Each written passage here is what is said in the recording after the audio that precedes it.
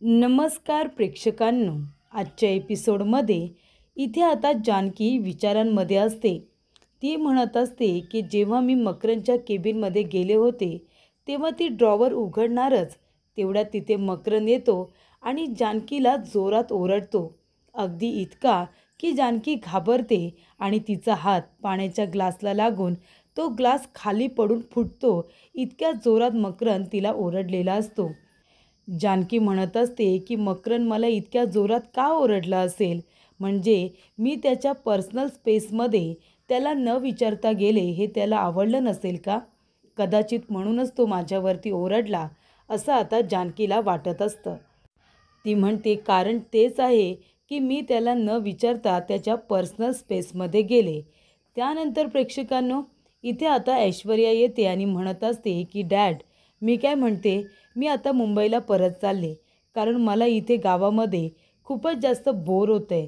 तेव्हा सयाजी विखे पाटील म्हणतो, अगं ऐशू बेटा, तू तर म्हणाली होतीस ना, तू आणि तो कोण तुझा मित्र मॅक, तुम्ही दोघेजणं काहीतरी बिझनेस सुरू करताय म्हणून. अरे तो करा ना मग, मग तुला बोर होणार नाही. तेव्हा ऐश्वर्या म्हणते, हो डॅडा, आम्ही फूडचा बिझनेस सुरू करणारच आहोत, म्हणजे हॉटेल वगैरे किंवा एखादं रेस्टॉरंट आम्ही सुरू करणार आहोत मुळशीमध्ये. पण त्यासाठी त्याने पण तयारी दाखवली पाहिजे ना. आधीच त्याचा एक बिझनेस इव्हेंट मॅनेजमेंटचा व्यवस्थित सुरू आहे, मग त्याच्यामध्ये आता त्याला हा लगेच त्रास नको. आम्ही करू त्याच्यावरती, अजून आम्हाला विचार करायचा आहे आणि सुरुवातसुद्धा करू. बघू द्या आता मॅथचं नक्की काय चाललं आहे ते. तेव्हा प्रेक्षकांनो, मकरन इथे आता टेन्शनमध्ये आलेला असतो. कारण का, तो जानकीवरती ओरडलेला असतो म्हणून मकरनला वाईट वाटतं. त्याला असं वाटतं जानकी माझ्याबद्दल काय विचार करेल, तिचा पहिला दिवस आहे आणि मी तिच्यावरती इतक्या जोरात ओरडलो. तेवढ्यातच इथे ऐश्वर्याचा फोन आलेला असतो. ऐश्वर्या म्हणते, मी मॅकला फोन करते आणि विचारते की नक्की त्याचं चाललंय तरी काय, तो कधी मला भेटणार आहे, आम्हाला आमच्या नवीन बिझनेसबद्दल बोलायचं आहे. तेव्हा ऐश्वर्या फोन करते. तेव्हा इथे मकरन म्हणतो, हां ऐश्वर्या बोल. तेव्हा ऐश्वर्या म्हणते, मॅक, अरे काय बोल, तू काय म्हणाला होतास की तू लवकरात लवकर आपल्या नवीन बिझनेसबद्दल माझ्याबरोबर डिस्कशन करणार आहेस. आपल्याला फूड बिझनेस करायचा आहे की नाही, तू कधी मला भेटायला बोलवतोयस किंवा तू भेटायला ये ना. तेव्हा इथे मकरन म्हणतो, ऐश्वर्या मला माहिती आहे आपण दोघेजणं भेटणार होतो, पण आता खरंच पॉसिबल नाही आहे. मी खरंच खूप बिझी आहे आज. आपण उद्या करूया का? आपली मीटिंग आपण उद्याची ठेवूया. उद्या आपण भेटू आणि बोलू. आज तू मला सांग की कुणी जर आपल्यावरती रागवलं असेल तर त्याला मनवण्यासाठी आपण काय केलं पाहिजे? कुणीतरी जर आपल्यावरती चिडलं असेल तर त्या व्यक्तीला मनवण्यासाठी आपण काय केलं पाहिजे? तेव्हा ऐश्वर्या म्हणते, मॅक, ही तीच मुलगी आहे ना जिच्याबद्दल तू मला बोलतो आहेस. हे बघ, तू एक काम करू शकतोस. तिला मनवण्यासाठी तू तिला डिनरला किंवा एक काम कर, तिला काहीतरी गिफ्ट दे किंवा मस्त रोमॅन्टिक मूव्ही बघायला घेऊन जा. तेव्हा इथे आता रोमॅन्टिक मूव्ही बघायला, मग ठीक आहे, मी तुझ्याबरोबर नंतर बोलतो आणि मॅक इथे फोन ठेवून देतो. त्यानंतर प्रेक्षकांनो, इथे आता जानकी काम करत असते. तेवढ्यातच तिथे मॅक येतो आणि म्हणत असतो की जानकी, आपण मूव्ही बघायला जाऊया का? तू येतेस माझ्याबरोबर? तेव्हा जानकी म्हणते, का? मगाशी तर माझ्या अंगावरती जोरात ओरडलास ना, मग आता मूव्ही बघायला का येऊ मी तुझ्याबरोबर? आणि तसंही मला काम आहे इथे. तेव्हा इथे मकरन म्हणतो, हे बघ, मला तुझ्यावरती ओरडायचं नव्हतं, पण मी ओरडलो त्यासाठी खरंच सॉरी, पण तू येतेस का माझ्याबरोबर मूव्ही बघायला? आपण जाऊया. तेव्हा इथे जानकी म्हणते, हे बघ, मी इथे काम करायला येते आणि इथे काम करण्यासाठी मला हे सगळं जर करायचं असेल ना, तर मी अजिबात तुझ्याबरोबर येणार नाही आहे आणि इथे कामसुद्धा करणार नाही. तेव्हा इथे मकरन तिचा हात पकडतो आणि तिला म्हणतो, बरं बरं ठीक आहे, सॉरी सॉरी. तेव्हा जानकी म्हणते, तुझी हिंमत कशी झाली माझा हात पकडायची, आणि जोरदार त्याच्या थोबाडीत देते. तर प्रेक्षकांनो, हे बघितलेलं स्वप्न असतं ते सुद्धा मकरनने, की जर मी जानकीला डिरेक्टली मूवीसाठी विचारलं आणि तिने जर माझ्या थोबाडीत दिली तर एवढी मोठी रिस्क मी घेऊ शकत नाही आहे. तिचा आजचा पहिला दिवस आहे. जर चिडून माझ्यावरती ती काम वगैरे सोडून निघून गेली तर हातातोंडाशी आलेला घास निघून जाईल असं त्याला वाटत असतं. त्यामुळे इथे मकरन आता जानकीला स्वतःहून जाऊन विचारणं हे टाळतो. तो म्हणतो, नाही नको, स्वतःहून जाऊन विचारायला नको. तेव्हा इथे आता गणेश आलेला असतो. तेव्हा इथे मकरन म्हणतो, अरे गणेश आलास का तू? मला सांग रे, आज मुळशीमध्ये कुठला नवीन सिनेमा लागला आहे का? तेव्हा इथे गणेश म्हणतो, हो ना सर, अहो नवीन मराठी सिनेमा लागला आहे मुळशीमध्ये. सगळेजण बघायला गेलेत, म्हणजे इथे अगदी हाऊसफुल झालेला दिसतोय. तेव्हा इथे मॅक म्हणतो, मग आपण पण जाऊया ना, जा सगळ्या स्टाफला सांग. म्हणजे सृष्टी, त्याचबरोबर श्वेता, आपला दुसरा आहे ना रवी, सगळ्यांना सांग. आणि ती नवीन मुलगी कोण, जानकी, तिला पण सांगा. आपण सगळेजण सिनेमा बघायला चाललो आहे म्हणून. तेव्हा इथे गणेश म्हणतो, अरे वा सर, आपण आज जातो आहे ना, मग बायकोला फोन करून सांगतो आज यायला थोडा उशीर होईल म्हणून. आपण जाऊया सर, खूप धम्माल येईल. तेव्हा मकरन म्हणतो, हो ना, म्हणूनच तुला सांगतोय, जाऊन सगळ्यांना सांग, सगळेजण जाऊया सिनेमा बघायला. तेव्हा इथे सर काम, अरे कामं काय होतच राहतील, कामं तुम्ही उद्या जास्तीची करा, आज आपण सिनेमा बघायला चाललो आहे. तेव्हा प्रेक्षकांनो, इथे आता ही जबाबदारी मकरनने गणेशला दिलेली असते. तेव्हा गणेश आता बाहेर येतो आणि सगळ्यांना म्हणतो की ऐका सर, आता आपल्याला सगळ्यांना घेऊन सिनेमाला चाललेत, तेव्हा तुम्ही तुमची कामं लवकरात लवकर आटपून घ्या. मकरन म्हणतो, आता कसं, आता इथे जानकीला वाटणारसुद्धा नाही की मी तिलाच फक्त सिनेमासाठी विचारतोय आणि तिला माझ्यावरती संशयसुद्धा नाही येणार. मी आणि जानकी आम्ही दोघेजणं असे बाजूबाजूला बसू आणि छान रोमॅन्टिक सिनेमा बघू. तेव्हा प्रेक्षकांनो, इथे आता गणेश येतो आणि म्हणतो, जानकी मॅडम चला सिनेमा बघायला जायचं आहे, तयारी करा. तेव्हा जानकी म्हणते, काय सिनेमा बघायला? तेव्हा मकरन म्हणतो, हो, मी अधूनमधून माझ्या स्टाफला सिनेमा वगैरे बघायला घेऊन जात असतो. तेव्हा जानकी म्हणते, हो खरंच? तेव्हा स्टाफ म्हणतात, हो खरंच सर, आम्हाला अधूनमधून घेऊन जातच असतात, आम्ही मागेसुद्धा गेलो होतो. तेव्हा इथे जानकी म्हणते, हो का? अरे पण आज माझा पहिलाच दिवस आहे आणि माझं कामसुद्धा अजून कंप्लीट झालेलं नाही आहे. तेव्हा मकरन म्हणतो, अगं कंप्लीट झालेलं नाही आहे तर उद्या कर ना, आता तुला इथे रोजच यायचं आहे, पण आजच्या दिवस तुझा पहिला दिवस आहे, आज जरा राहू दे, सिनेमा बघायला जाऊया, थोडं एन्जॉय करूया, चालेल ना? तेव्हा इथे सगळेजण म्हणतात, हो जानकी चालेल, चला चला आता निघा बरं लवकर पटापट. त्यानंतर प्रेक्षकांनो, इथे आता मकरन आपल्या स्टाफला घेऊन आलेला असतो. तेव्हा ऋषिकेश आणि सारंग दोघेजणं खुश असतात, कारण का खूप हाऊसफुल होत असतो पिक्चर, सगळे बघायला येत असतात. आणि तेव्हा प्रेक्षकांनो, इथे आता जो आपला मकरन आहे त्याचा चेहरा उतरलेला असतो. तो म्हणतो, अरे बापरे, एवढी गर्दी आहे इथे, आता मला तिकीटं भेटणार आहेत का? तेव्हा इथे ऋषिकेश म्हणत असतो की सारंग, अरे ऋषिकेश रणदिवे हे मुळशीतलं एकमेव नाव असं आहे जे कमी नाही आहे, ते ब्रँड आहे, ब्रँड. त्याच्यामुळे ऋषिकेश रणदिवेने सिनेमा आणल्यानंतर लोक बघायला येणार नाही असं होईल का, सांग बरं तू? तेव्हा इथे ऋषिकेश म्हणतो, एक मिनिटच सारंग. तेव्हा ऋषिकेश येतो आणि म्हणतो, काय सर, तुम्ही इथे चेहरा पाडून का उभे आहात? म्हणजे इथे एवढी मोठी लाईन लागली सिनेमा बघण्यासाठी, तुम्हाला तर आनंद व्हायला हवा, पण तुमच्या चेहऱ्यावरती तो दिसत नाही आहे. तेव्हा मकरन म्हणतो, माझ्या चेहऱ्यावरती कसा दिसेल, मी सिनेमा बघायला आलो आहे ना, आणि इतक्या गर्दीमध्ये जर मला तिकीट मिळालं नाही तर मग येऊन काय उपयोग होईल, बरोबर ना? आणि हे बघा ना, माझा स्टाफसुद्धा आहे माझ्याबरोबर, मी सगळ्यांना इथे प्रॉमिस करून सिनेमा बघायला आणलं आहे, आणि आता जर मला तिकीटं नाही भेटली तर मला किती मोठा पचका होईल, सगळेजण नाराज होतील ना. तेव्हा इथे ऋषिकेश म्हणतो, काय तुम्ही तुमच्या स्टाफला सिनेमा बघायला घेऊन आलात का म्हणून?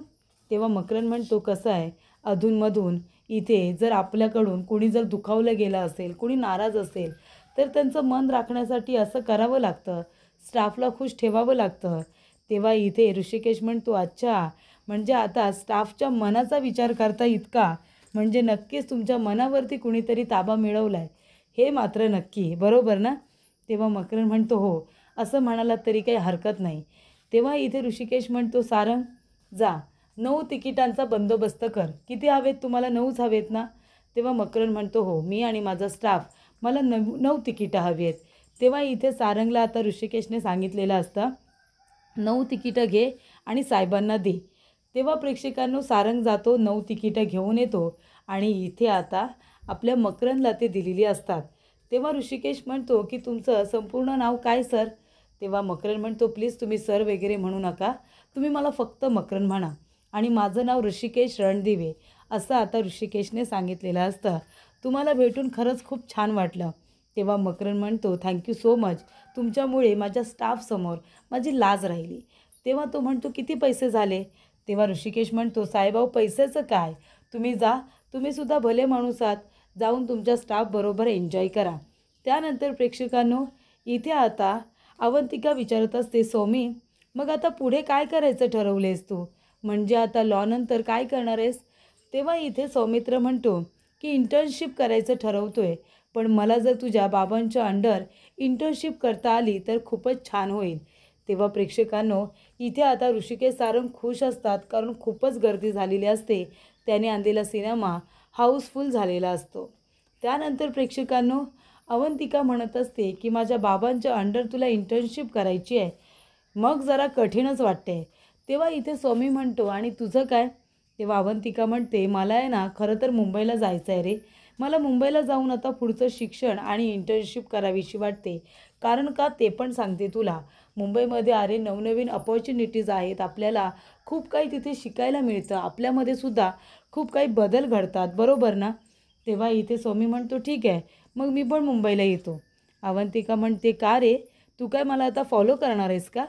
त्यानंतर प्रेक्षकांनो, इथे आता सौमित्र आणि अवंतिका दोघेजणं बोलत असतात, आणि तेवढ्यातच त्या ठिकाणी इथे आता सयाजी विखे पाटीलचे गुंड आलेले असतात.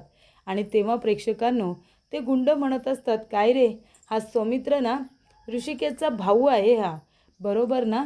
तेव्हा त्या ऋषिकेशने काय केलं, आपल्या थिएटरमध्ये सिनेमा लावला ना, आणि सगळी पब्लिक त्याच्याकडे खेचून घेतली.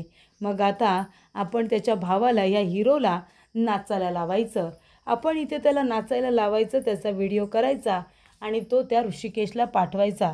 तेव्हा इथे सौमित्र म्हणत असतो, ए सोड तिला, तिला हात लावू नको, कळलं ना? आणि सौमित्र इथे गुंडांची धुलाई करायला सुरुवात करतो. सर्व गुंडांना छानपैकी तो मारत असतो. आणि इथे आता गुंडांना, तो आता ऋषिकेशचाच भाऊ असल्यामुळे त्याच्यामध्ये सुद्धा ताकद तर आहेच, हिंमत तर आहेच. तेव्हा इथे सौमी त्या गुंड लोकांना चांगला चोपत असतो, चांगला मारत असतो. पण प्रेक्षकांनो, काय होतं, आता गुंड लोक तर मार खातात, पण त्यानंतरला ऋषिकेशला त्याला मारता येत नसल्यामुळे तो जातो आणि लगेच इथे आता अवंतिकाला पकडतो आणि म्हणत असतो की हे आम्हाला जर आता मारलंस ना तर हिचं काही खरं नाही आहे, कळलं ना? गप्प बस, गप्प बस एकदम. तेव्हा इथे सौमित्र म्हणतो, हे तिला सोडा, तिला काही करू नका. तेव्हा त्याला म्हणतात, हे चिकण्या, चल मग आता वरती जा, असा गोरा पण आहेस ना, एकदम हिरोसारखा आहेस ना, आता नाचायचं, हिरोसारखं नाचायचं, नाहीतर हे बघ, हिच्या गळ्यावरतीच चाकू आहे, हिला आम्ही सोडणार नाही, कळलं का? तेव्हा इथे आता त्या गुंडाने इथे अवंतिकाची बॅग पकडून ठेवलेली असते, आणि तिकडे आता सौमित्रला नाचायला सांगत असतात. सौमित्र खरं तर त्या गुंडांची धुलाई करत असतो, पण जेव्हा ते लोक अवंतिकाला टार्गेट करतात तेव्हा मात्र सौमित्र नाचायला सुरुवात करतो, आणि त्याचा व्हिडिओ तो गुंड माणूस आता काढतो. त्यानंतर प्रेक्षकांनो, इथे आता जानकी म्हणत असते की मकरंद, आपण जरा सिनेमा बघून लगेचच निघूया, कारण मला घरी लवकर जायचं आहे. तेव्हा तेव्हा मकरंद म्हणतो, हो हो, आपल्याला जास्त उशीर नाही होणार आहे, लवकरच जाणार आहोत आपण. तेव्हा प्रेक्षकांनो, इथे आता जानकीच्या हातातले सगळे पॉपकॉर्न खाली पडतात, कारण तिचा इथे आता ऋषिकेशला धक्का लागलेला असतो. त्यानंतर प्रेक्षकांनो, इथे आता सौमित्र नाचत असतो, एक माणूस त्याचा व्हिडिओ तयार करत असतो. तेव्हा इथे ऋषिकेशला धक्का लागल्यानंतर ऋषिकेश म्हणतो, ए तू इथे? तेव्हा जानकी म्हणते, तू इथे? तेव्हा इथे मकरंद म्हणतो, अरे काय चाललंय, तुम्ही दोघेजणं एकमेकांना ओळखता का? तेव्हा जानकी म्हणते, वा, तू इथे सुद्धा माझ्या मागे मागे आलास का? तेव्हा प्रेक्षकांनो, इथे आता ऋषिकेश म्हणत असतो, मी तुझ्या मागे नाही आलो आहे गं, तू माझ्या मागे आली आहेस, कळतंय का तुला? तेव्हा जानकी म्हणते, अच्छा का, हे थिएटर तुझं आहे, तुझं थिएटर आहे हे, मला जिथे वाटेल ना तिथे मी जाईन, मी का तुझं ऐकू? तेव्हा इथे जानकी म्हणते, आणि काय रे, प्रत्येक वेळेला कसा काय धडकतोस तू मला? तेव्हा ऋषिकेश म्हणतो, हा तुझा गैरसमज आहे, कळतंय ना? खरं तर तू प्रत्येक वेळी आहे ना मला येऊन धडकतेस आणि मग मलाच बोलत असतेस. कसं आहे ना मकरंद, तुला माहिती आहे का, हिचं कसं आहे, ही जाऊन माणसांना धडकते आणि मग ही स्वतःच काय करते, त्या माणसांना ओरडते. तसं ही माझ्याबरोबर करत असते, प्रत्येक वेळेला मला येऊन धडकते. तेव्हा जानकी म्हणते, हा तुझा आहे ना गोड गैरसमज आहे, कळलं का तुला? तेव्हा इथे मकरन म्हणतो, अच्छा तुम्ही दोघेजणं शांत व्हा. जानकी अगं काय करतेस, सगळेजण बघतात आपल्याकडे. तेव्हा ऋषिकेश म्हणतो, नाही नाही, त्यांना सांगून काही उपयोग होणार नाही आहे. आणि मकरन, हा सिनेमा तुम्ही खास यांच्यासाठी लावायला सांगितले आहेत का, म्हणजे सिनेमा यांच्यासाठी बघायला आले आहेत ना, या स्टाफला, अशा स्टाफला तुम्हाला खुश ठेवायचं असेल ना, तर मग तुझं काही खरं नाही आहे मित्रा. तुझे आहे ना खिशाला कात्री लावावी लागणार आहे.